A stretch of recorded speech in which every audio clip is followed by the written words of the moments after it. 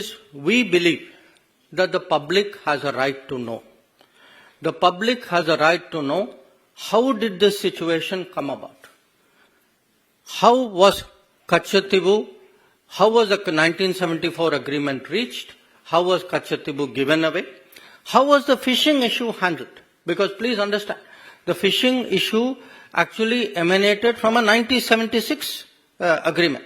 So there are two agreements we are talking about. So because these have been live issues, because they have been discussed earlier also in Parliament, two documents were sought from us as an RTI request. And these were provided. One was a document about Ministry of External Affairs, summary background note for the meeting of the Informal Consultative Committee in 1968 on this issue.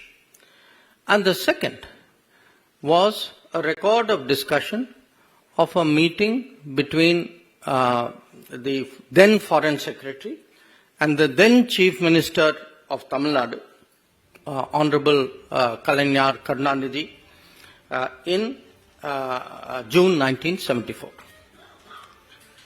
Now, the point today is we know there are two agreements. We know there's a 1974 agreement. We know there is a 1976 agreement.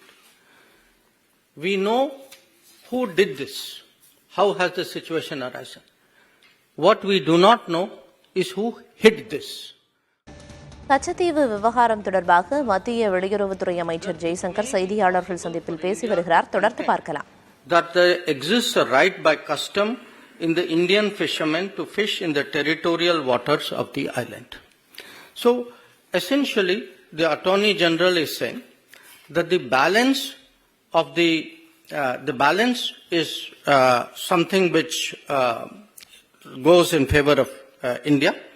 But even if it doesn't, there is still a case.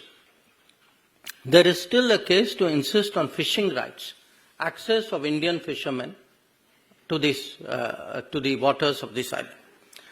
Now, interestingly, other than the Attorney General, you know, the Ministry of External Affairs also has a legal department. So, we had a gentleman there at that time called Dr. K. Krishna Rao. He was a very eminent person dealing with international law. And Mr. K. Krishna Rao also takes a very interesting view. He says, I'm not suggesting that we have no case at all, but I submit that our legal case in this connection may be used to obtain fishing rights around the island. So, what we have essentially is, you have the main legal people, and please bear in mind, we are talking 1958 and 1960. The main people actually saying, look, we have a case, it may not be 100% case, we don't know where this case may go, but at least we should insist minimum that we should get fishing rights. And as I told you at the beginning, the island was also given away in 1974 and the fishing rights were also given away in 76.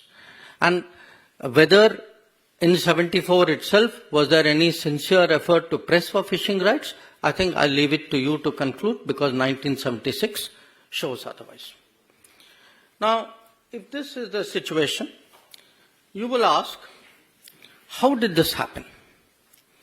Now, how did this happen has many aspects to it. One, and perhaps to me the most basic, I would say recurring one, is actually the indifference shown by the central government, by the prime ministers of the day then, about the territory of India.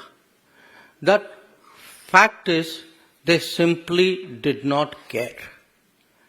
And to demonstrate that, I think if one looks at, again, this is there in one of the documents of the released under RTI. This is an observation by the then Prime Minister Jawaharlal Nehru in May of 1961. He says, Katchatheevu இலங்கைக்கு சென்றது எப்படி என்பது குறித்து மத்திய வெளியுறவுத்துறை அமைச்சர் ஜெய்சங்கர் செய்தியாளர்கள் சந்திப்பில் விளக்கமளித்தார். அதன் முழு விவரங்களையும் பின்னர் வரும் செய்திகளில் விரிவாக பார்க்கலாம்.